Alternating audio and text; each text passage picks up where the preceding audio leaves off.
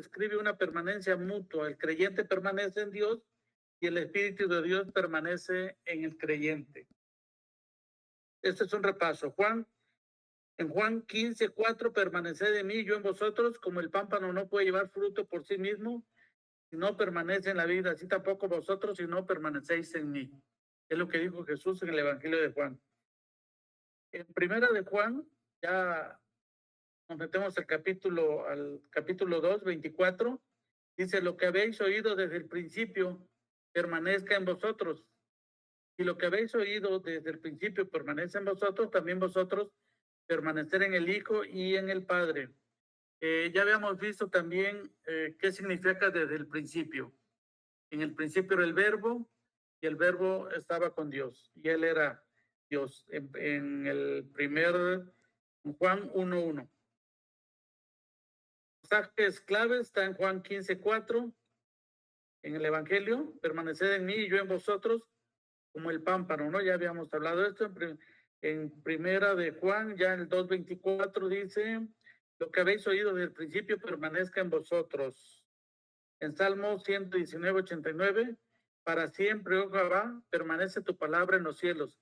Este es el ejemplo de la permanencia de carácter eterno de Dios. Luego vimos algunos pasajes, por ejemplo, el versículo 15, que lo vamos a ver un poco más adelante con más detalle. No amen al mundo ni nada de lo que hay en él. Si alguien ama al mundo, el amor del Padre no está en él, porque nada de lo que hay en el mundo, los malos deseos de la carne, la codicia de los ojos y la arrogancia de la vida, proviene del Padre. Dice, el mundo se acaba con sus malos deseos, pero el que hace la voluntad de Dios permanece para siempre. Ok. Ahora bueno, sí, ya hemos comentado esto, ¿eh? Por eso nada más estoy leyendo algunas cosas para reforzar.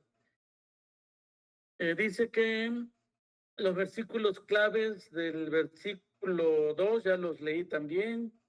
Permanecer, dice que en la primera epístola de Juan, el apóstol repite constantemente el verbo permanecer para enfatizar una relación íntima e inquebrantable con Dios, lejos de ser una idea pasiva de quedarse quieto, interpreta como un estilo de vida activo y constante. Interpreta como un estilo de vida activo y constante. Dice que esta insistencia se puede interpretar, la insistencia de permanecer, se puede interpretar en 5 niveles principales. Comunión continua, o sea, vivir conectados. Así como una rama depende de la vid para vivir, permanecer significa mantener una conexión diaria, constante y nutritiva con Jesucristo.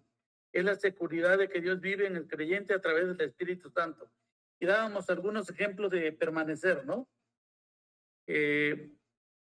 Desde lo más básico que podemos empezar es en el hogar, en la casa individual, leyendo, orando, oyendo música, reflexionando, etcétera, a nivel individual. Y ya luego la idea importante también de pertenecer a una congregación. Fíjense que en mi escrito había yo puesto pertenecer en lugar de permanecer, y me llamó la atención porque que Tita y Chucho introdujeron el término permanecer, pero también pertenecer. Yo creo que esto es muy importante. Permanecemos en una congregación, pero también para pertenecer a una congregación y pertenecer a Cristo. Me llamó la atención. Dice que la obediencia y coherencia sería otro nivel. Dios exige, Juan conecta directamente el permanecer con el orar. Porque si permaneces estático, sin hacer nada, pues no funciona. Es decir, ya habíamos visto que es la oración, las ofrendas. Estaba yo escuchando un predicador, no sé si algunos lo conocen, a César Vidal. Todo eso es parte de la permanencia, obviamente de la adoración. Dice que donde se practique el amor al prójimo y la justicia, ese amor. Luego les doy un dato acerca del amor. ¿Cuántas veces se menciona en la Biblia? La prueba de la fe verdadera.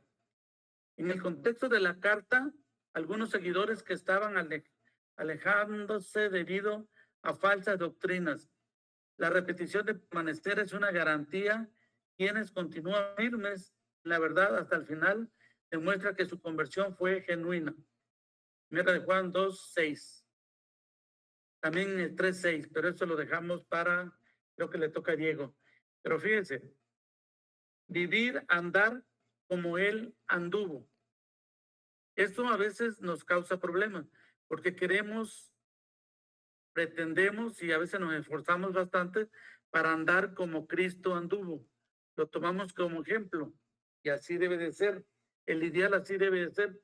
Pero según los comentaristas, los teólogos, vivir, es decir, andar como él anduvo, dice, no se trata de imitar cada acción literal que hizo Jesús, sino reflejar sus virtudes, amor, humildad, obediencia y pureza, en el contexto y las circunstancias actuales de cada persona. A veces nos resulta bastante complicado permanecer o tratar de imitar a Cristo, ¿no? Decía por ahí un teólogo, es hasta blasfemia querer ser exactamente como Cristo porque es imposible, ¿no? Pero aquí viene el último punto de los 5, el equilibrio teológico. Como se explica en la literatura de teología práctica sobre esta carta, este andar no exige una perfección absoluta ni la ausencia de pecado, sino una alineación, es decir, estar unidos, constante con los principios y la justicia de Dios. Esto es en cuanto al comentario que hacía falta de la vez anterior. Eso nada más lo voy a mencionar, pero no lo voy a desarrollar porque no está en el capítulo 2. Dice que Juan declara el concepto de permanecer cuando afirma: el que guarda sus mandamientos permanece en Dios y Dios en él. En esto sabemos que él permanece en nosotros por el Espíritu que nos ha dado. Es una cita de 3:24. Pertenecer a Dios significa entrar en comunión con él, guardando sus mandamientos mediante el poder del Espíritu. Juan ofrece una imagen clara de cuáles son esos mandamientos en el decía 3:23. Y este es su mandamiento, que creamos en el nombre de su Hijo Jesucristo y que nos amemos unos a otros como Él nos ha mandado. Este es el impulso original que se llama. Que creamos en el nombre de su Hijo Jesucristo y que nos amemos unos a otros como Él nos ha mandado. El primer mandamiento, que significa nuestra permanencia en Dios, implica creer en el mensaje del Evangelio. Esto constituye el fundamento del cristianismo. Este es el fundamento del cristianismo. Jesús, el Mesías, murió por nuestros pecados y resucitó para introducirnos en su reino y reconciliarnos con el Padre. Luego ya vienen los mandamientos que conocemos, pero esto se lo voy a dejar aquí a Diego. ¿Hasta aquí alguna pregunta?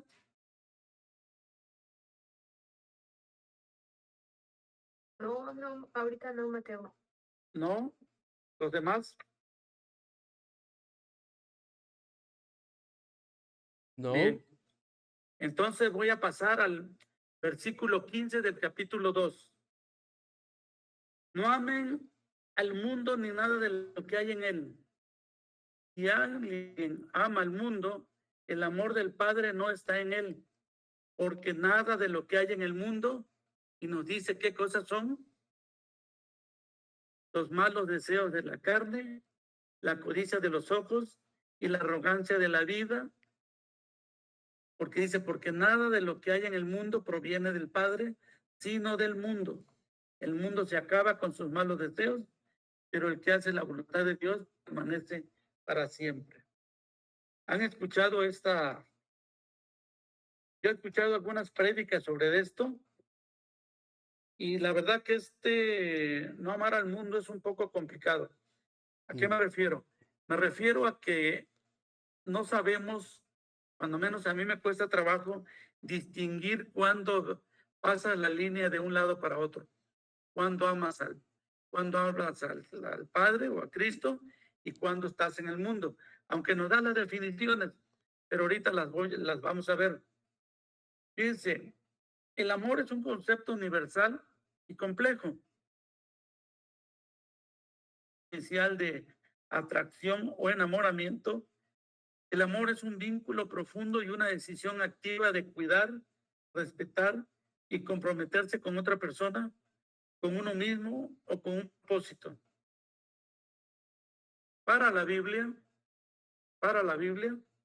el amor es una decisión y una acción sacrificial antes que un simple sentimiento. Se fundamenta en el amor ágape. Hay 4 tipos de amor que se mencionan en la Biblia. El amor ágape, que es incondicional, desinteresado y busca el máximo bienestar del prójimo por encima del egoísmo.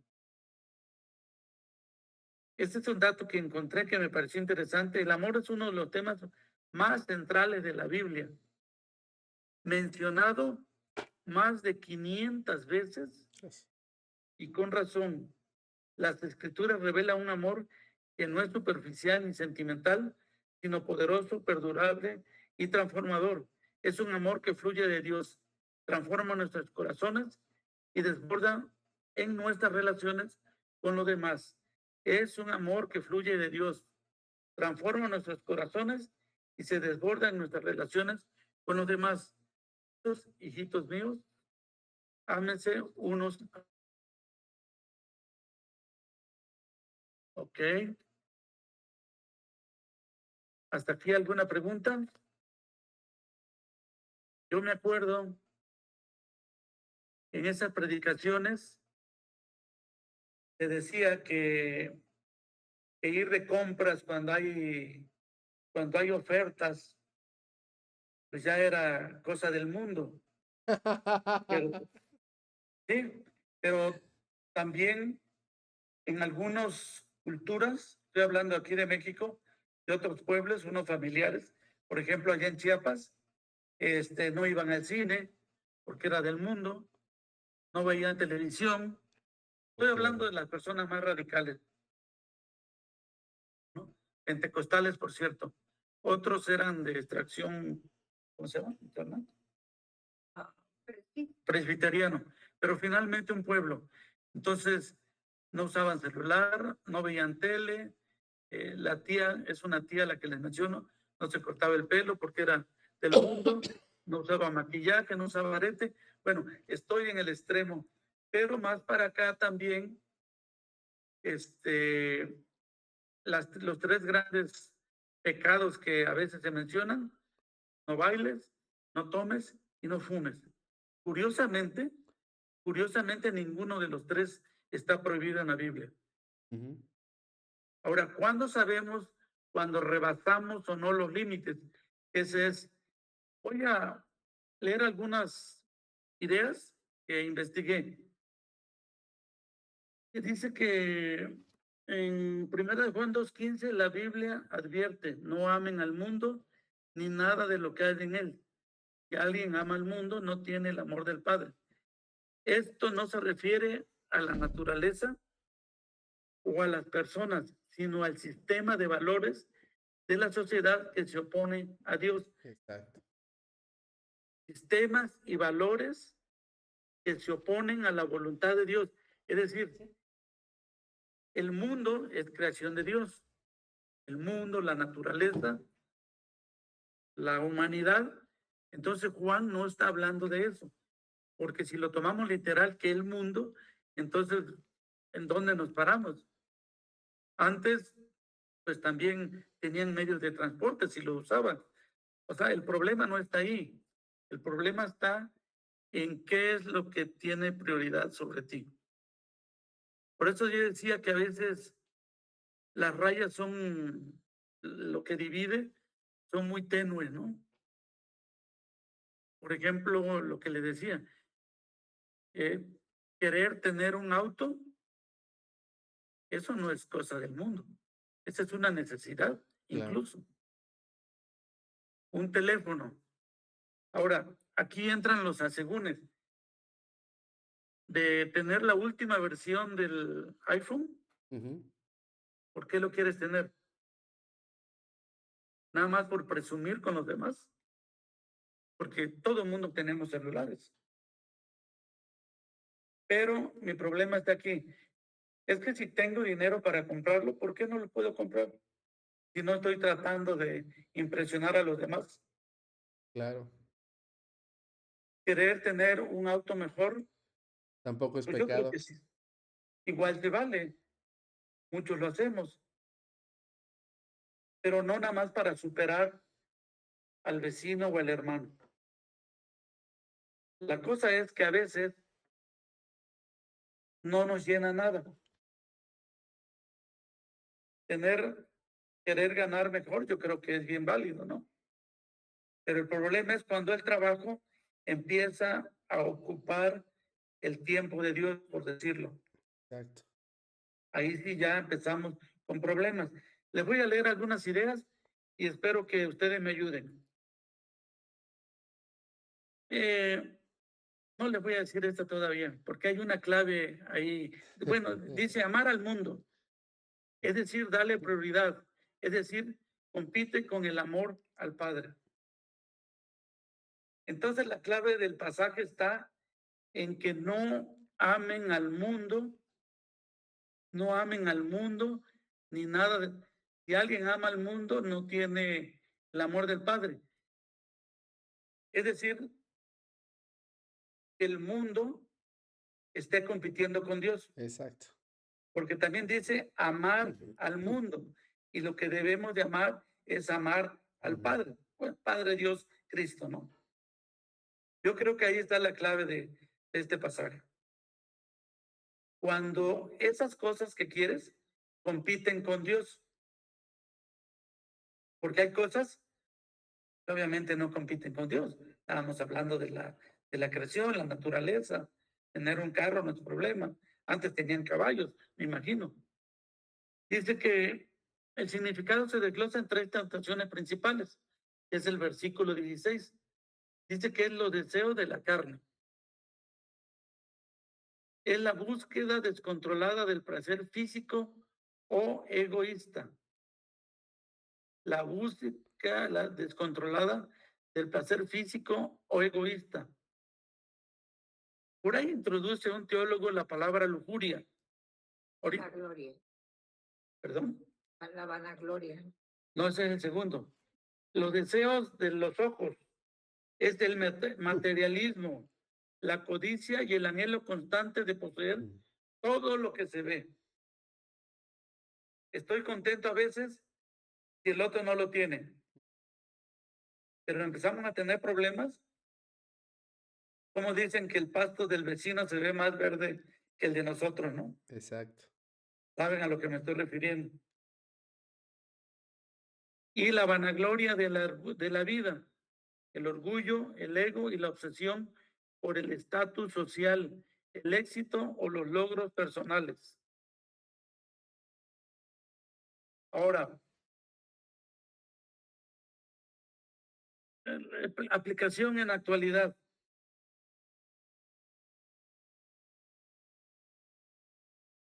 Tienen 4, pero no me gustaron muchos. Controlar el consumo digital. Dice, evalúa si las redes sociales o el contenido que consumes alimentan la envidia o la necesidad de validación. Intenta equilibrar tu tiempo limitando aquello que fomenta la vanagloria y el deseo de los ojos. Reevaluar las prioridades financieras. Identifica si el dinero o la acumulación de bienes materiales es el enfoque principal de tu vida. Practicar la generosidad y el desapego ayuda a combatir el materialismo. Es- ¿Me van siguiendo, verdad? Sí. filtrar el entretenimiento. Es decir, procura filtrar las películas, la música o compañías que edifican tus valores en lugar de normalizar comportamientos egoístas o inmorales. Cultivar el contentamiento, esa sí me gusta. Aprender a estar agradecido con lo que tienes, priorizando las relaciones y el crecimiento espiritual por encima de las apariencias o la aprobación social. Es donde yo decía que a veces corremos un riesgo. Aprender a estar agradecido con lo que tienes. Pero fíjense que es contentamiento, no Sí, apatía o falta de interés o mediocridad voluntaria. Es decir, pudiendo hacer, no haces nada. hay una gran diferencia. Hay una gran diferencia. Entonces, mm, contentamiento o ya mediocridad. ¿Puedo saber más? No, está bien. Con lo que sé está bien. ¿Puedo estudiar un poco más la Biblia? No, con lo que sé está bien. ¿Puedo esforzarme, trabajar, ganar un poco más? No, con lo que tengo está bien. ¿Dónde está la línea?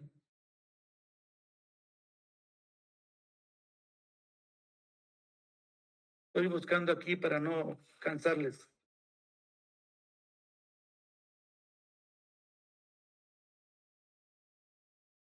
¿Algún comentario? Si no, dice, me voy a pasar otra vez no ames al mundo ni las cosas del mundo. Si alguno ama al mundo, el amor del Padre no está en él. Lo estoy repitiendo a propósito. ¿En qué contexto se supone que debemos tomar esto? ¿Acaso no soy amado por el Padre si me parecen geniales los cactus o los colibríes? ¿O si pretendo algo mejor? Pregunta.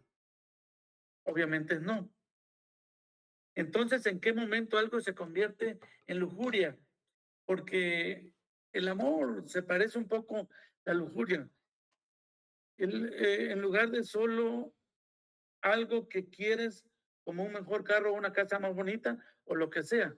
Entonces, ¿qué es la lujuria?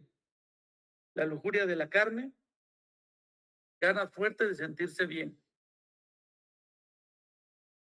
La lujuria de los ojos, ganas fuertes de verte bien. Orgullo jactancioso de la vida, ganas fuertes de que te consideren una buena persona. Vemos esto en acción en una historia conocida. Está lo de Génesis. Dice que cuando Eva vio que el árbol era bueno para comer, que era agradable a la vista y era un árbol deseable para dar sabiduría, tomó de su fruto y comió. Y también se lo dio al sonso de Adán. Y él comió. Entonces dice que es bueno para comer, lujuria de la carne, agradable a la vista, lujuria de los ojos. El punto de listar cosas de este mundo no es tener un carro cualquiera o buscar uno que te lleve de un punto a un punto B. Eso es una necesidad. La cosa es que no te llena lo que tienes.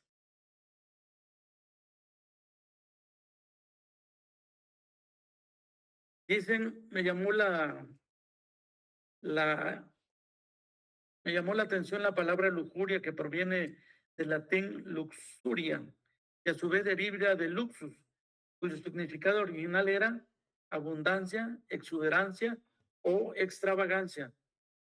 En sus orígenes, esta raíz estaba conectada con luctari, el luchar, sugiriendo algo que se salía de control o rebasaba los límites, y a partir de ahí la palabra se desarrolló en dos sentidos. En el sentido material, dio origen a la palabra lujo. Fíjense qué curioso. Bueno, para mí. Entonces la palabra lujo viene de lujuria, refiriéndose a la abundancia de cosas innecesarias o extravagantes. Y en el sentido moral, evolucionó para describir el exceso, el desenfreno o el apetito desordenado quedando finalmente asociado en el español al deseo sexual excesivo y descontrolado. Entonces, actualmente la lujuria es un deseo sexual intenso, incontrolable y desordenado que busca principalmente la gratificación personal, a menudo objetivando a la otra persona, es decir, tomándola como un objeto. En un sentido más amplio proviene el latín luxuria y también puede referirse a un exceso o demasía en otras cosas. Ya voy a terminar, para los comentarios. Dice que las dimensiones principales de este concepto abarcan en la moral religiosa, un punto. Tradicionalmente en el catolicismo es considerado uno de los 7 pecados capitales. Se define como el disfrute desmedido del placer sexual, desvinculado de la procreación o el amor mutuo. Ese en el aspecto moral religioso. En el aspecto psicológico, y con esto termino, a menudo se asocia con el deseo físico repentino y la atracción carnal. Sin embargo, a diferencia del amor, la lujuria se enfoca en el corto plazo, en la posesión y en el aspecto físico, priorizando la propia satisfacción sobre el bienestar emocional de la pareja. ¿Podemos poner ejemplos? Ahí se ayuden ustedes. ¿Cómo ven el tener cosas? ¿Cómo ven el desear ¿cómo está? ¿Cómo dice el capítulo 15?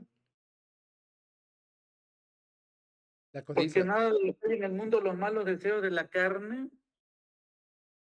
la codicia de los ojos y la y la arrogancia. arrogancia de la vida. Esa arrogancia de la vida es lo que nosotros también llamamos soberbia. Creo que algunos podemos padecer de eso. Ahora, a veces bromeamos, ¿no? Y creo que algunos conocen la diferencia cuando bromeamos. Pero a veces la cuestión de la soberbia es canija, ¿eh? Ahora sí, sentirme cerveza, sentirme superior. Cualquiera.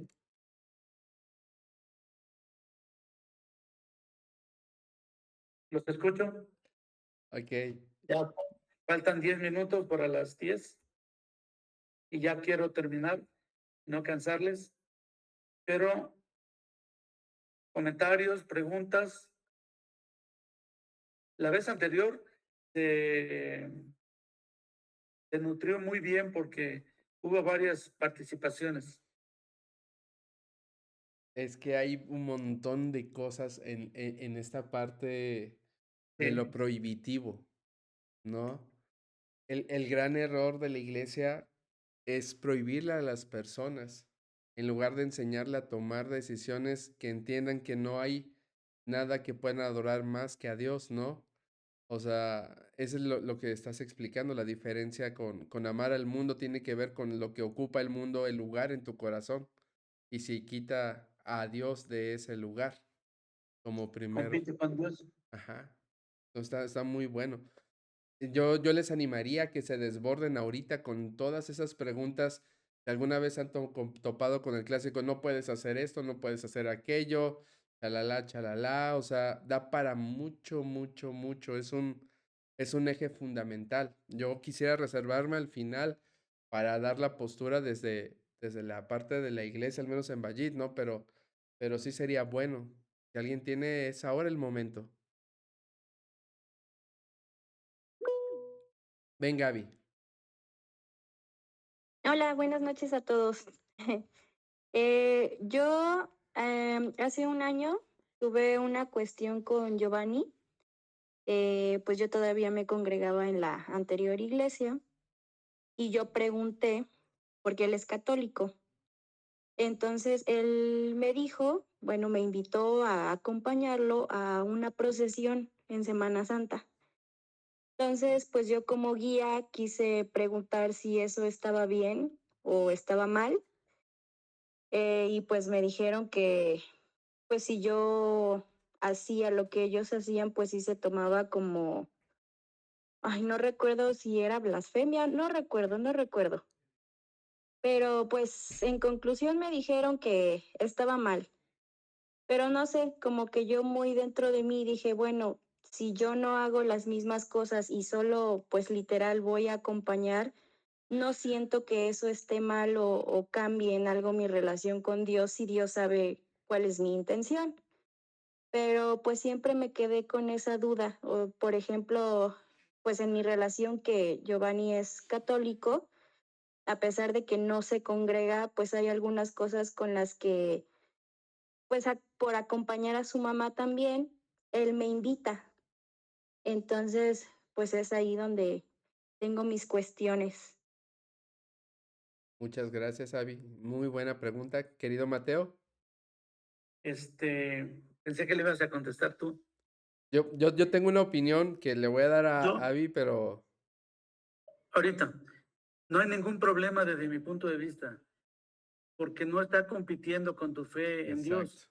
Es decir, está siendo prudente. Bueno, lo de la procesión, hay otros ejemplos. Ujú.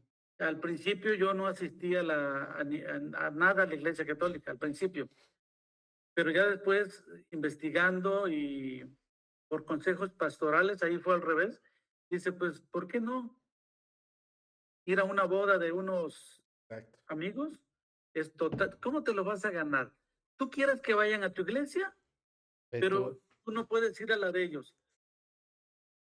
Bautizos, bodas, y etcétera, todo lo que, y si hay algún aniversario por ahí especial, y empecé a ir con una soltura y sin problemas de culpa.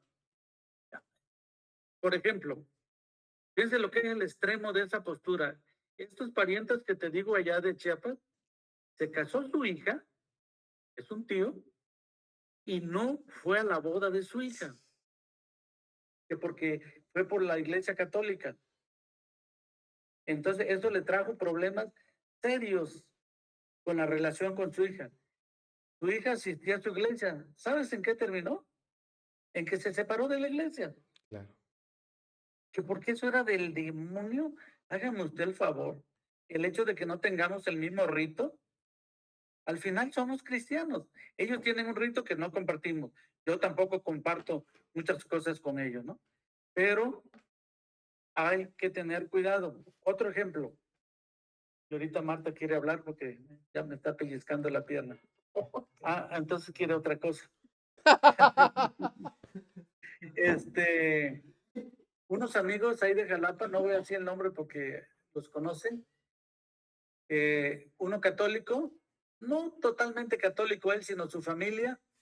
La cosa es que hicieron una ceremonia muy modesta en un salón, un restaurante. A mí me invitaron al brindis, por cierto, no sé por qué, a ser el padrino de brindis. Y ya, pero la familia de este muchacho, ya su esposo, empezó, oiga, que por qué no te casan por la iglesia católica, que miren, que bla, bla, bla. Entonces, este muchacho habló con la esposa ya, y dice, si nos casamos, hablaron con los papás de la novia, y tenían muchas dudas, y yo alguna vez quizás comenté esto que les estoy comentando ahorita, y les di mi consejo. Le dije, ¿qué pierdes? Desactivas un problema potencial que pueda haber entre tu esposa y el muchacho. Nada más adviértele al padre, al sacerdote, que no eres católico. 2, que no te vas a confesar, porque él me había dicho, que no te vas a confesar, obviamente no va a tomar la hostia, y que no se va a arrodillar cuando ya ves que luego se arrodillan ahí delante del padre y eso. Esas 2, 3 cositas. El padre, hablaron con él, el padre dijo, sí, no hay ningún problema. Hicieron el ritual católico y se acabó el problema, desactivó el problema. Entonces, ¿sabe? Yo creo que no hay ningún problema. Ahora, eso es base a una peregrinación, dijiste. No. Ajá, pues sí. ¿Cómo? ¿A peregrinación, dijiste? Una procesión. Procesión. Ajá. Otra cosa sería que te vayas de rodillas, ¿no? A la villa. Ajá, sí. Eso sí ya, digo, está fuera de, eso ya era eh, ganarse el favor de Dios por tus medios, por el Sí, sí, sí, sacrificio. no, o sea, mi intención siempre fue, y yo hasta le dije a Giovanni, sí, yo te acompaño, pero pues solamente eso. Yo Sí, no voy a compartir en hacer las mismas cosas que ustedes. Y pues sí, eso fue lo que hice. esa es mi opinión, Avi. Falta Sí, la del pastor Alex. ok, Más adelante. gracias. Seguramente, Avi, el término que usaron fue apostatar tu fe, que es el término más recurrente para la intimidación espiritual. No, no ¿No? fue esa, era como un sinónimo de contradecir lo que yo creía, algo más o menos así, no recuerdo de verdad la palabra, pero no era esa. Bueno, Ok, dice Derek que si no fue herejía, que está, lo que te dijeron, Avi. no, No, Bueno, tampoco. el punto básico es que generalmente es un medio de intimidación para, volvemos a lo mismo que estaba marcando Mateo con lo de amar el mundo, el lugar que ocupa en tu corazón las cosas y los elementos. O sea, la realidad es una y la lógica que con la que lo plantea Mateo es muy clara. Yo quiero que vengan a mi iglesia. Entonces, ¿yo por qué les voy a prohibir que ustedes vayan? O sea, es algo que no tiene coherencia. Tengo que confiar en que los fundamentos que tienen cada uno de ustedes y la madurez espiritual que tienen es suficiente para sustentar su caminar cristiano. Que no porque vayan y participen con una amistad, con una familia, en un evento que para ellos es importante, ustedes van a perder su fe o la van a apostatar. No, al contrario, o sea, van a ser de bendición para ellos, ¿no? Entonces, estaba completamente errado el término y lo que te hicieron sentir, hija, no tiene nada que ver con lo que Dios pide de ti. ¿Alguien más quiere Ok, compartir algo, gracias. chicos? No, ¿de qué, Abby? ¿Alguien más quiere platicar algo acerca sobre esto mismo o sobre algo más? Doctor, estoy preocupado, está muy callado, ¿está bien, todo bien con el cabello? bueno, ahora sopórtame hablando. Eso. Este, bueno, con respecto a esto, a todos los temas que están tocando, me acordaba mucho, hace rato estábamos estudiando jueces y un poco también esta parte del pueblo de Israel en el desierto, ¿no? Les daban maná y querían carne, ¿no? Que les daban una cosa y querían otra. Empezando el libro de jueces, Caleb da a su hija en premio y el esposo le dice ahí como coerción, oye, pídele más, ¿no? Dile que te dé otro terrenito o un campo, ¿no? Entonces, pues no era parte de, pero la mujer le pide y se lo dan, ¿no? Y estos cuates, el Señor les dice, les voy a dar las tierras altas, suban a las montañas y les daré ese pueblo. Ah, no, ellos van a los valles porque quieren más de lo que el Señor les prometió, ¿no? Entonces, es curioso porque esa actitud y esa idea se mantiene desde el desierto, ¿no? Siempre estos cuates amando más el mundo donde estaban, a pesar de que eran esclavos, extrañaban las ollas de pan, estar en Egipto y todo el cotorreo. Este, y, y de alguna manera ese es como un ejemplo que usan mucho o usaban mucho muchos cristianos justo para intimidar y para decir estas frases de volverse al mundo, ¿no? Y entonces te decían que, bueno, que si escuchabas música secular, pues estabas en el mundo, ¿no? Que si comías cierta comida, pues estabas en el mundo, cierto pecado, ¿no? Entonces, parecen cosas muy distantes y lejanas y que en la Biblia a veces leemos y decimos, no, ¿cómo crees? Pero son muy contemporáneas porque en realidad la actitud del ser humano es siempre esta, ¿no? Y creo que justamente la actitud de la que habla Juan aquí, de esto de obedecer o de permanecer, justo como decía Mateo, es quedarse en el mismo lugar y es esta parte de no ambicionar otras cosas que no te las está dando el Señor, ¿no? No porque sea pecado ambicionarlas, sino porque pierdes de vista la mirada en lo que es importante, que es el Señor, ¿no? Entonces, creo que muchas veces cuando cuando algunos pastores bien intencionados tratan de evitar como que las personas interactúen con el mundo, en la mejor de las intenciones tal vez, ya no hablando de los que en efecto lo usan como medio de manipulación, sino de, bueno, intentar que la cultura del mundo no infecte la iglesia a través de la música, del rap y de estas cosas, o de que se pierda la coinonía o la armonía, porque pues ahora van a entrar estos hermanos que traen otra forma de convivir y entonces va a cambiar la cuestión de la iglesia, ¿no? Hay mucho temor al respecto. Y creo que ese es parte del temor de Juan también, tratar de conservar algo, de que permanezca algo, ¿no? Entonces creo que estas interacciones pueden generar cambios. Y bueno, lo digo porque, por ejemplo, hay órdenes muy específicas que el Señor manda en el libro de Jueces y antes, con respecto, por ejemplo, a los pueblos paganos. Ujú. Y les dice, bueno, cuando yo les dé la tierra, acaben con todo. No quedan sobrevivientes y no queda nada. Altares, ni va a haber botín, ni nada. Todo lo queman. ¿Y cuántas veces el pueblo no lo hizo? Por ambicioso. Muchas veces dejaron una parte del pueblo para cobrarle impuestos, para hacerlos esclavos, ¿no? Porque eran flojos y querían ganar dinero a partir del trabajo de estos. Muchas veces también conservaron los pueblos y las aldeas para no tener que volver a construir todo el rollo, ¿no?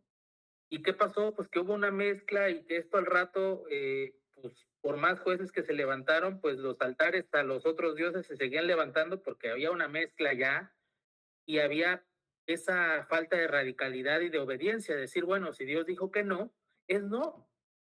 Entonces, por hacer misericordias, ¿no? Supuestamente por ser una onda, resulta que su desobediencia trajo pecado y trajo maldición. Entonces, como decía Mateo, es difícil saber a dónde está la línea, ¿no? A dónde mi amor por el mundo, en ese aparente acto bueno, en realidad es una desobediencia a Dios y me puede llevar por un camino que al rato va a tener consecuencias. Entonces, podemos ser muy laxos y decir, bueno, sí, no pasa nada. Y sí, la Biblia lo dice, pero también puede pasar, ¿no? Por ejemplo, ¿qué de malo tenía que el rey no fuera a una batalla, ¿no? Pues no pasa nada. Pues sí, el problema es que codició a la mujer que estaba enfrente y bueno, ya sabemos cómo acabó eso para David. Entonces, hay cosas que parecen muy sencillas y muy pequeñas y que uno dice no pasa nada, pero a la hora de la hora es lo que dice Juan, no obedeciste. Dios lo había mandado, lo había dicho, no obedeciste, entonces ahora viene una consecuencia. Entonces creo que es difícil saber dónde está la línea, pero en ese de pronto ser muy confiados o muy laxos, puede haber detalles, ¿no? Y por ejemplo, digo, son cosas que a veces son complejas y uno dice, bueno, no debería ocurrir, pero a veces hasta dentro del cristianismo ocurre, ¿no? Porque alguien diría, bueno, en yugo desigual, pues ni modo, tienes que estar con la persona y acompañarle y todo el rollo y por amor esperar a que el Señor pues haga una obra ahí. Pero a veces ocurre hasta en los matrimonios cristianos, ¿no? La pareja le gusta más el pastor fulano y al otro le gusta más el otro pastor y entonces hay a veces familias que una parte está en una iglesia y otra parte está en otra. Entonces, es complicado porque la edificación es distinta y cada quien tiene su opinión, etcétera, ¿no? Entonces, volvemos otra vez, ¿no? A esta actitud del pueblo de Israel que seguía prefiriendo otras cosas, el mundo, y no se conformaba con esto que Dios le daba, ¿no? Como cuando Pablo dice, pues ya a mí me basta la gracia de Dios, ¿no? Pero a veces a nosotros no nos basta. No nos basta su gracia, queremos más, queremos trabajo, queremos un vehículo, queremos cosas. Que sí, puede ser que no pase nada. Exacto, puede ser que no pase nada, puede ser una bendición, sí.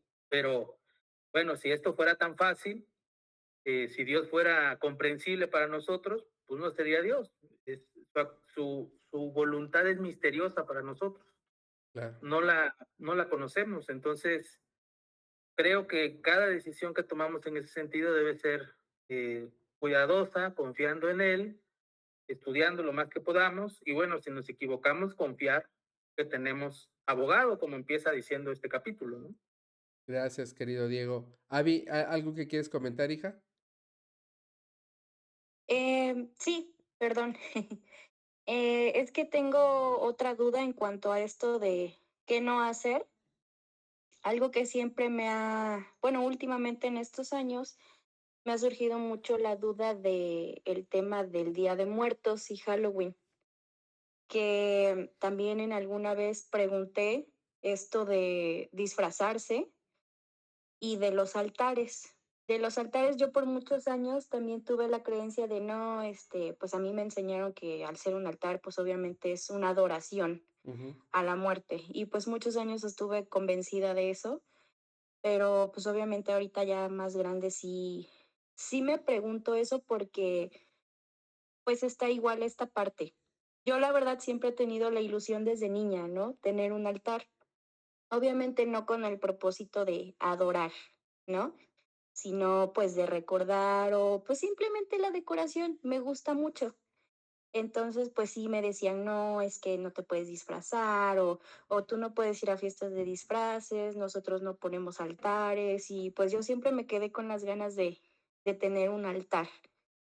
Y pero pues también me quedé con esta duda porque en algún momento pues yo escuché como que una prédica de otra iglesia, otro pastor, que hablaba más o menos de esto, de que creo que era Pablo, no recuerdo bien, Ujú. que pues él daba la enseñanza de que él comía la carne de los animales que sacrificaban y no por eso afectaba su relación con Dios, Exacto. porque no lo hacía con ese propósito.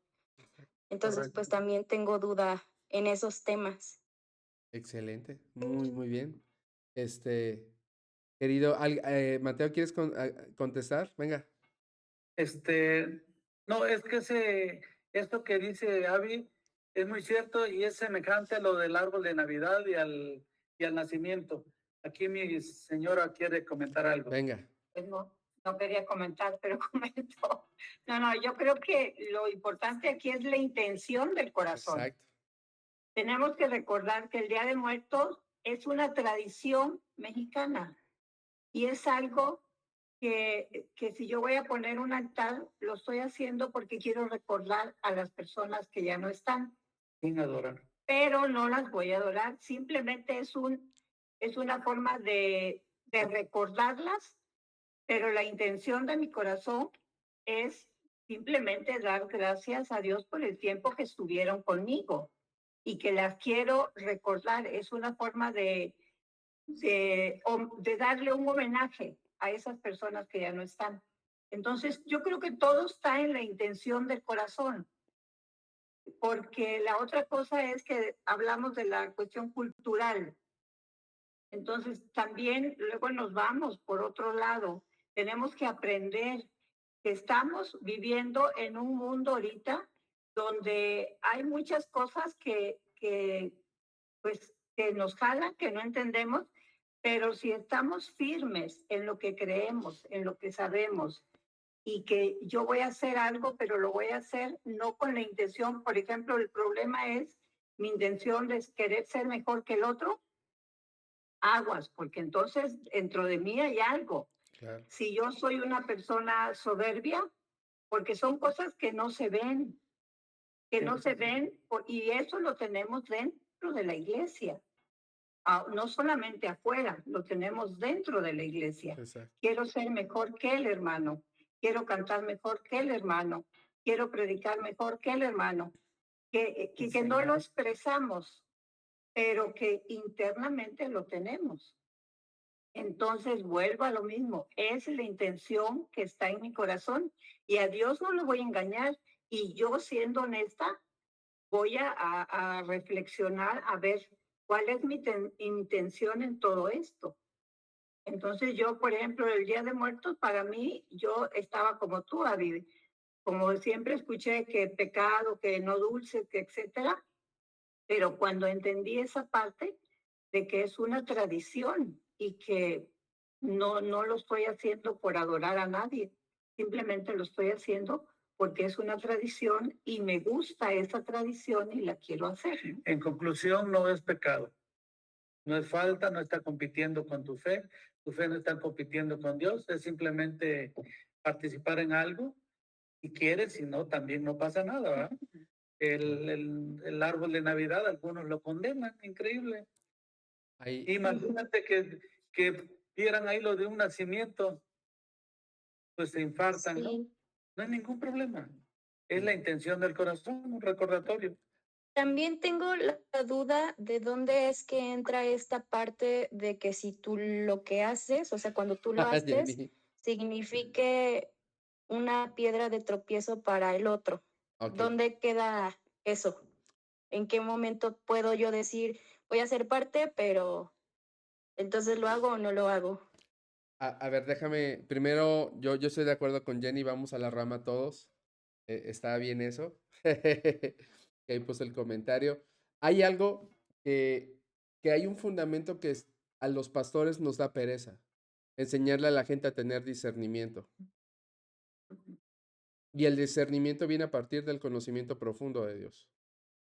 Entonces, tener discernimiento es más fácil prohibir que sentarte con alguien, a discipularle, a ser paciente y ayudarle a discernir dentro de su vida de manera práctica y realista. Entonces, es una doble moral la que se maneja muchas veces en la iglesia. Condenamos, en este caso, no te disfraces ni nada de esto. Ah, pero la reunión de jóvenes la hacemos white party. O nos juntamos todos y nos disfrazamos de angelitos porque vamos a celebrar a Jesús y vamos a luchar contra la oscuridad. Es una doble moral. En lugar de sentarte con los jóvenes que van a enfrentar este tipo de desafíos, a enseñarles a tener discernimiento, ¿no? Creo que es un aspecto fundamental.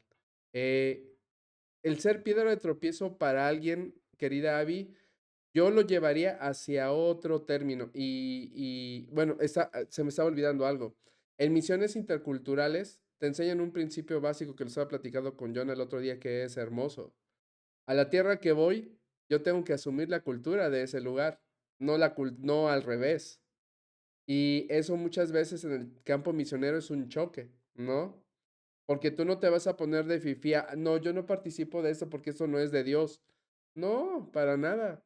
Si lo que quiero es alcanzarlos, entonces tengo que aprender cómo funciona su cultura, ¿no? Y afortunadamente en México tenemos tanta riqueza cultural en diferentes áreas, formas y colores, que sería tonto no alcanzar a las personas desde su cultura y no desde nuestro empoderamiento y soberbia espiritual. Cuando se dice que es piedra de tropiezo, yo lo llevaría más encaminado a que no es por lo que haces en ese momento, Abby, al tomar decisiones así. Una persona que es piedra de tropiezo para otro, y siempre pongo el ejemplo. Hay hermanos que pueden manejar perfectamente el alcohol, que lo pueden tomar y no va a ser ningún problema. Pero para un alcohólico yo no puedo ser piedra de tropiezo y decirle, no, pues si tú tienes problemas de alcohol, pues vámonos a echarnos un drink, ¿no? Y ponerme con él y ponerlo mal, o ser piedra de tropiezo para que él vuelva a recaer en algo que le costó tantos años. A eso se refiere con el término piedra de tropiezo, pero volverías a la parte de la intención del corazón otra vez, ¿no? O sea, aquí el término, y muchas veces hasta lo usamos en broma, ¿no? Ah, es que ya está haciendo piedra de tropiezo este mendigo para esa morra, ¿no? Ya la va a perder en el mal camino. Pero eso es un chiste. La realidad es que la piedra de tropiezo tiene que ver con que tú en lugar de llevar a los pies de Jesús a alguien termines perdiéndole, ¿no? Pero no tiene nada que ver en esta connotación de la que te lo dijeron, querida Abby. Venga, Rapidísimo. Lo que pasa que lo usamos también como medio de chantaje. sí. Te chantajean para que no convivas, no vayas, Ujú. no hagas, Sí. porque hasta dónde es que podemos ser prudentes con el otro. Que es inmaduro y eso, mejor enséñale que no hay ningún problema. Exacto. Ya depende de él si quiere entender o no, pero si no nos van a convertir en una inmovilidad, ¿eh? Sí. Lo que Pablo dice, lo que está diciendo ahí de los ídolos, es cierto, pero hay cosas muy fuertes ahí, ¿eh? Porque son nuevos creyentes y todo eso. Pero de una persona que tiene años, ¿hasta cuándo tienes que ser consciente? Por ejemplo, lo que decía del pueblo que fueres a lo que vieres. Billy Graham, ¿me escuchas? Sí, sí, sí, sí. Billy Graham tiene una anécdota que fue a Alemania. Entonces, los alemanes le ofrecieron cerveza. Y él dijo, no, dice, porque en Estados Unidos, los gringos, algo así, no tomamos cerveza. Esto decía él. Y le contestaron los alemanes, pues gracias a Dios que nosotros somos alemanes, dice. Cerveza para todos. Sí, pues se estaba dando o un argentino, un chileno, si no le das vino, Lo ni te le deshonras. acerques. Ni nada. Sí. Sí, sí, así que sé libre, hija, sé libre completamente. Venga, Jenny. Con responsabilidad. Gracias. Nada, yo solo le quiero compartir en mi casa. Bueno, me regresé a vivir con mi mamá, pero ella es muy católica, Ujú. ¿no? Súper católica. Y al inicio era una guerra pues muy fuerte porque ella tenía como que sus santos de todos y sus altares y eso, ¿no? Entonces cuando yo me tocaba limpiar la casa, yo agarraba y le escondía todos sus santos en una caja, ¿no? Y ella se enojaba y eran unas discusiones así súper fuertes entre, entre las dos, porque pues yo me estaba metiendo con las cosas que ella que pues así, ¿no? Entonces ella de repente le decía, ma, acompáñame a la iglesia, es que está bien lejos porque iba yo hasta Bugambilias y ella me decía, bueno, vamos, ¿no? Y ella se empezaba como que a interesar. Y de repente ella me chantajeaba, me decía, acompáñame que quiero ir a ver a la Virgen, que dejarle flores y eso, ¿no? Y pues dentro de mí sí estaba así como, ¿cómo voy a irme a sentar ahí? Porque yo ya tengo otros pensamientos, ¿no? Iba yo y y me quedaba afuera y ella empezó a decirme, ¿cómo es que yo sí debo de entrar a tu iglesia y sentarme y escuchar y aburrirme y Exacto. dormirme y tú no puedes entrar, ¿no? Entonces dije, sí es cierto. Y entré una ocasión con ella a escuchar toda la misa y le dije, ahora te toca acompañarme, ¿no? Y así estuvimos como un año, ¿no? Y ya después ella, sola, agarró y guardó sus santos, ¿no? Ella sola es, pues la que va poco a poco, ¿no? De repente me dice, pues vamos ahora. Y llegó a la iglesia ese día y el pastor, bueno, ese pastor Dan, es como muy respetuoso con con los católicos, ¿no? Y ella levantó su mano y me exhibió. Dijo que yo era grosera, que yo le escondía sus imágenes y que todo, ¿no? Y ya el pastor, pues obviamente me llamó la atención y me dijo que eso no se hacía, ¿no? Y bueno, en resumen, yo, pues con esto que estoy escuchando, y me queda como más, pues reafirmar, ¿no? Esta parte, porque también en el trabajo muchas veces me dicen, ay, no que muy cristiana y por el noviembre pasado me tocó disfrazarme de coco, ¿no? Y cosas, situaciones así que pues uno se tiene que enfrentar al mundo, ¿no? Pero ahí la palabra dice que no te amoldes, ¿no? Ajá. Al mundo actual. Eso era lo que quería compartir. Excelente, gracias, querida Jenny. Muy bien. Rapidísimo, Alex. Ahorita Sí, contestas tú, por favor. Recuerda que si estás en su casa, hay que respetar. exacto, En tu casa no los tengas, pero si exacto, estás en la de ella, ahora sí que respétale. A mí me ha exactamente. tocado, un día fuimos de visita a Orizaba. Había un pastor ahí y habían unos hermanos, creo que recién convertidos. La cosa es que se acostumbra que los hermanos que van de visita los hospeden otros. Y me mandó, nos mandó a mi esposa y a mí, y dice, oye, ve con el hermano allá porque él quiere que se hospeden. Y me hizo un encargo. Fíjate que tiene un reloj, sí, sí, ¿Preparas unas donde, no sé si quesadillas, acuerdan Albert? estos que si te volteas de un lado, volteas otro, ves una imagen. Ajá, No sé si, ¿cómo se llama antes? Ya no los he visto. Y esa imagen que el reloj, si a trasluz y si te movías, era un rostro, se supone que de Cristo, ¿no? Dice, dile que quite ese reloj de ahí. Yo le digo, ya fui, sí, efectivamente vi el reloj ahí. Sí, pues, si te volteas de un lado y del otro lado veías el rostro. Yo, ¿qué le voy a estar diciendo, hombre? ¿Qué tiene de malo? Nada. Y además estoy en su casa, y además me está invitando a quedarme, y además me está hospedando. Te dijiste, no, le digo, estás loco. No, por poco se me sale el nombre del pastor ahorita. ¿Qué tiene de malo? Ah, que pues dile tú entonces, a mí por qué me mandas. Nada más ahora sí contéstale por favor tú algo. No, no tengo, bueno, es que la realidad, Jenny, la respuesta amable aplaca a los leones, dice Proverbios, no aplaca la ira. Entonces, la mansedumbre es la mejor respuesta para alcanzar el corazón de cualquier persona. Y con respecto a nuestros padres, a las figuras de autoridad que tenemos en nuestra vida, esta parte de no juzgarlos por lo que creen, sino demostrarle con hechos, con acciones, con nuestro propio testimonio cómo Dios está cambiando nuestro corazón, es lo más importante. Entonces, todo lo demás estuvo muy bien la forma en la que lo manejó el pastor, o sea, es así. No somos de los que condenamos, al contrario, o sea, hace poco, fue Derek, a Derek lo acaban de invitar a un bautizo sus amigos. Y ya Derek ya cumplió la regla, o sea, sus amigos han ido a la iglesia, han estado con él en las reuniones. Entonces, ni modo que fuera ahorita como papá a decirle, no, no vayas, ¿cómo? No, al contrario, ve y disfruta las carnitas, ¿no? O sea, esa parte es... Sí, adelante, Abby, es importante. Venga, Abby, ahora, este es tu momento, hija.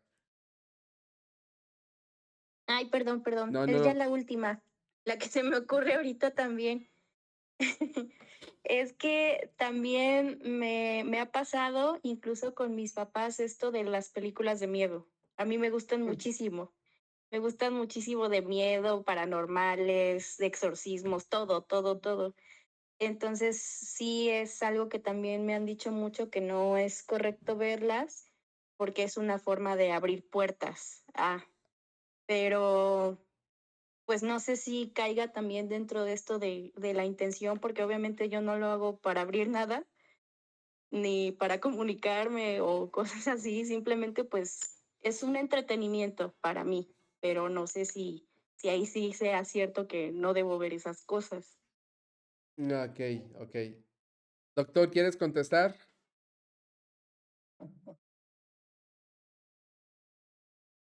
Una mente científica para... No, bueno, no, bueno. No, hace mucho tiempo le comentaba a Alex psicológicamente de dónde viene el gusto por las películas de terror. Es una cosa muy interesante. Pero nada que ver espiritualmente, o sea, tiene que ver con el miedo y cómo enfrentarlo, cómo al final tener también como la esperanza y el saber que pues es ficticio, ¿no? Entonces, es muy curioso porque a la gente que le gustan las películas de terror, en realidad no les da miedo. Y a los que no les gusta, pues les da pavor. Entonces, es curioso, ¿no? Porque entonces dices, bueno, ¿y quién tiene más seguridad o confianza, no? Pero no, o sea, olvídate de que, bueno, se abran puertas mágicas por películas y que, bueno, los demonios salgan ahí de la pantalla grande, bueno, o sea, está muy complicado, igual, hay muchas otras cosas, ¿no? Que las cartas, que las brujas, que el horóscopo, o sea, muchísimas cosas, ¿no? Y sí, o sea, hay partes de la Biblia sacadas de contexto, en otro tiempo, en otro momento, en donde se decía, no consultes y no hagas esto y no, y estos mandamientos en la ley, en los tiempos de la ley, bajo la gracia, que bueno, eran recomendaciones de Dios en donde decía, no lo hagas porque te va a ir peor, ¿no? Entonces también en ese sentido era la recomendación. Entonces, pues no, o sea, no pasa absolutamente nada. Yo me quedé, seguramente Mateo lo podrá explicar mejor, pero yo me quedé con lo de piedra de tropiezo porque está muy interesante esa referencia a la piedra de tropiezo, porque la piedra de tropiezo es Cristo en muchos pasajes, en muchos otros libros, en otros, pero aquí en este contexto que lo dice ella, es chistoso porque creo que se refiere a otra cosa, no a lo que piensa la gente, que es hacer caer a alguien a propósito, ¿no? Entonces, que lo hay, ¿no? Y por otro lado, también me quedé pensando que si la piedra de tropiezo, la piedra angular es Cristo, pues pues una piedra de tropiezo sería también ocupar su lugar. Claro. Y de eso sí hay bastantes Sí. pastores que quieren jugar a ser dioses y que quieren decirte, no hagas esto, no hagas aquello, no hagas el otro, porque pues no eres libre en Cristo Jesús. La verdad es que eres libre, y la verdad es que estos cuates que dicen estas cosas, pues no sabemos qué intenciones tengan, Claro. pero no son buenas. Déjame contestar también un poco con respecto a lo de las películas, hija. Me he topado con 2 casos, ¿no? Y no tiene nada que ver con las películas, ya vimos la parte de científica. Desafortunadamente hay un movimiento, y lo tocaba Mateo con el New Age, la nueva era y todo esto, que es el movimiento Wicca, que tiene que ver con hacer parecer a los brujos buena onda y ya todo súper bien y todo lo sobrenatural que está súper chipiri guau y que ahora son todos muy light y relajados. Lo vemos desde los 50, 60 y cómo ha ido encaminando ese movimiento hacia otros matices. El problema no es ver las películas de terror, ¿no? Yo sí me asusto rápidamente, yo salgo, ay, nanita los apaches. De hecho, estaba citando El Exorcista ayer en la reunión, ¿no? Con el Señor de las Moscas. Cuando Cosías va y consulta al Señor de las Moscas. El problema es que muchas de esas películas sí tienen ritos y tienen palabras que sí están basadas completamente en la invocación demoníaca. Entonces, eso más que abrir un portal mágico, más que, pues se te vas a enchamucar y eso, pues ahí están las referencias, ¿no? Y si de pronto yo estoy escuchando una invocación que no me está dando paz o que me está angustiando en el corazón, pues como para qué voy a sufrir, mejor la quito, ¿no? Ya que si Jason salió y revivió por no sé, 20ª ocasión y que va a ser matadera de gente y todo este rollo, pues ¿qué? ¿Cuál es el problema? No pasa nada. Entonces ahí aplica el discernimiento. No todas las películas de terror te van a enchamucar ni nada de eso, pero habrá películas de terror que específicamente sí hay este trabajo por parte de los autores, de los guionistas, porque al fin y al cabo es su trabajo de escarbar profundamente en ritos satánicos y mostrarlos y reflejarlos en el cine. Entonces, si eso no me da paz, pues mejor me pongo a ver Chabelo contra los monstruos, ¿no? Que va a estar más light. Pero ya también vuelves a lo mismo, discernimiento. No te podemos decir si sí ni no, en ese sentido. También, lo curioso es, yo no las veo porque soy miedoso, soy en el segundo, no me entretienen, la verdad, no me gustan. Sí me vi El Exorcista, la Damián, decía 1, 2 y 3 y 4 y 5 y 6 y todo eso, pero pues nada más porque no estaban tan mal hechas según mi criterio. Pero lo curioso es esto, no veo esas, pero veo las de violencia. Las de esta de Keanu Reeves, ¿cómo se llama? John Wick. Esta se me fue. John Wick. No, hombre, matan como a 5,000 en cada película y yo digo, bueno, ¿tan poquitos? O la del Vengador, ¿no? Con Denzel Washington y todo eso. Digo, a veces es ironía, es cuestión de gustos nada más. Tampoco las estoy viendo para salir y matar ahí a que se me ponga enfrente, ¿no? Entonces, igual con las de esas de espanto y esas. A mucha gente les gusta, pues, si no tienen intención de andarle ahí, como dices tú, ¿cómo está? Es que rascándole. Es que ahora le entró la duda de por qué se le originó el gusto por esas películas, pero ya fue un poquito lo que te explicó Diego. No sé si quieras ahondar en eso, querido Diego. Bueno, lo que te comentaba y lo que leía yo la otra vez es que cuando digamos que hay personas que son más resilientes que otras y también tienen esta parte, digamos, ansiosa, en donde su mente funciona como destino final, ¿no? Imaginan 10,000 escenarios trágicos, todos terribles, diferentes, 1000 maneras de morir, ¿no? Entonces, ver esa predicción en la pantalla, pasando lo que ellos saben antes de lo que va a pasar, que va a pasar algo malo, pero ellos lo intuyen y esa intuición es tan clara que verlo en la pantalla, pues les genera un shot de dopamina. Y sí, pasó lo que yo me imaginé que eso iba a pasar, eso pasó. Entonces, por eso les encantan, pero las disfrutan, no las sufren. Eso también Pasaría lo aplicaría mismo para lo con que las dicen de las violencia, ¿no? mujeres. Perdón, eso también aplicaría para lo que dicen las esposas con el clásico "te lo dije". Les Mm. genera un shock de dopamina. Por eso lo dicen, por eso lo dicen. Muy bien. Ok, Muy chicos. bien, Avi, gracias. Gracias. Bueno, Gracias no a sé si hay ustedes. algo más, querida familia en Cristo, ya son 10:30, voy a cerrar la grabación. Gracias a todos los que se conectaron, permítame tantito. Porque ahora estoy grabando también las preguntas para que después